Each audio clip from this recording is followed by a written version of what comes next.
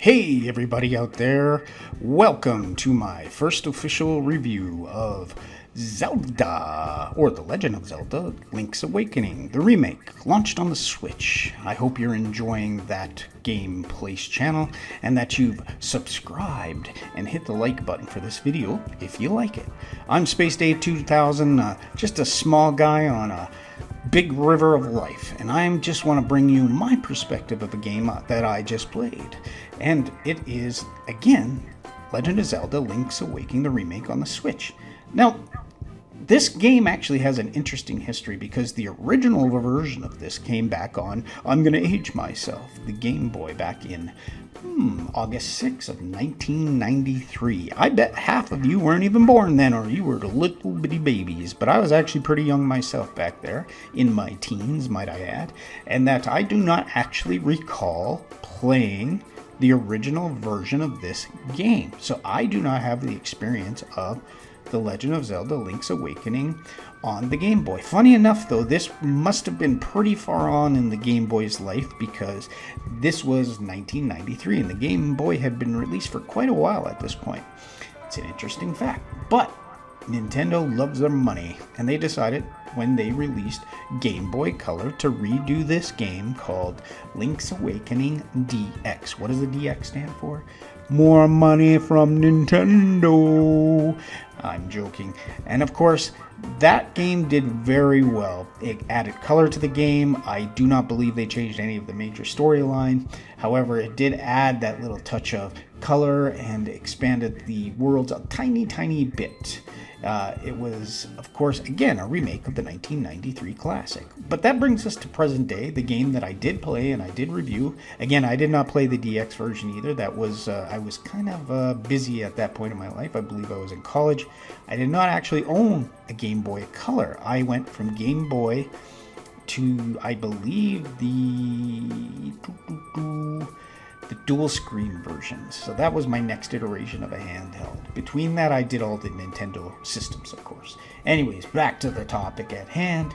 This is the remake on the Switch. It was released in North America September 20th, 2019. So this game's about 5 years old. And I decided, hey, let's see. I haven't played a Zelda game in a while. Let's jump into this, and I bet you all the listeners and the subscribers out here would love to just hear my perspective of what I thought of this game. So this game, I gotta admit, not my first choice. I'm not a big top-down kind of guy, especially in the modern age. You know, this is 2024, so I kind of like my games to be, you know, a little more modernized. I have always enjoyed Zelda when it is in 3D, not the top-down perspective. You know, this kind of shell-shaded, cartoonish look. And it's interesting because the Legend of Zelda series has gone through a lot of different iterations. The first original release, understandably, was a top-down. 3D wasn't a thing at the time in the 80s. So when that came out, and then they did the Link's, the second Legend of Zelda 2, which I despised that on the NES. I despised that game. I blocked it out of my mind. It was nothing like the first one. Didn't, for my opinion, have that kind of adventurous flair to it. So therefore, I didn't kind of enjoy that. In fact, it left quite a bad taste in the Zelda series in my mouth. It was too far from what we had started on. So I kind of had a bad taste. But then this game again came back to the top down, and we had been treated to a lot of 3D versions of Link and, you know, The Legend of Zelda at this time, whether it be Ocarina of Time, Majora's Mask, Twilight Princess, all of those ones, even Wind Waker, those were all 3D at that point. Not a big fan of some of that cartoon cell shading kind of stuff, but that's just my opinion. Some people loved that game, thought it was one of the best. However, I love the Ocarina of Time and the more recent versions on the Switch, which were Breath of the Wild and the new DLC release that recently came out last year. Those were great. I enjoy that. It really built on this open world perspective. Now, the question is, how was this game and what did I think of it? Well, I'm going to be 100% transparent. The story was a little lacking. It is kind of contained in its own world. You know, Link is on a boat. It crashes. There's a storm. He finds himself waking up on an island. And, Mira, one of the characters, wakes him up, and he's lost his shield and his sword, which is typical of the beginning of any Zelda game. You've got to get your shield, you got to get the sword, you got to retrieve all these objects throughout. That's part of the process of Zelda. It's always kind of been that way. So, playing this game, the graphics, I got to admit, were interesting. Not my first choice. I'm not going to say, yeah, this is my first choice. I love this style. This is absolutely the bomb. This is the GOAT. I would not say that. But for a handheld, pretty awesome top down. I like the kind of blurring on the edges. The style was interesting. It brought me back to, it kept the flavor, I guess, of the original releases, which is what they were trying to do. They weren't trying to remake that part. Now, this game did add to the story overall. It did add more levels, kind of added some depth, I would say. Bridged a bit of the small gaps that the originals did not. So in that perspective, it was good. But story-wise, it was so contained. There's no Triforce. There's funny enough, no Princess Zelda. Call it a Zelda game, no Princess Zelda. Huzzah, what do you do with stuff like that? Overall, though, for the contained story, it was a little bit lacking, a little bit dry. It felt more like a short story than it actually added to the Zelda world. So I'd give it maybe a 6.5. If I'm being generous, a 7 out of 10. Graphical wise, again, not my favorite style, but I would give it a good 7 out of 10 for what it was, because I thought it uniquely added to the Zelda series, and it was pretty good.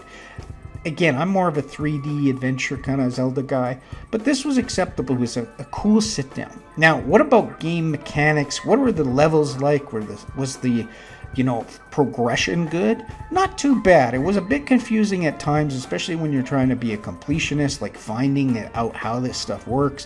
Where do I got to put a bomb? Do I got to use the flute or the ocarina